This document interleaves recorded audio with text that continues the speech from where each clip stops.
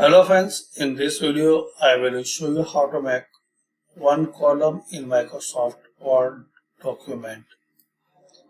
As we can see, we have this type of column, or maybe you will see 2 or 3 columns,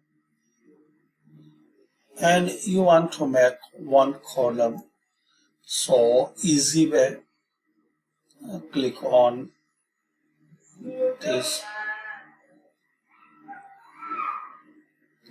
this layout tab.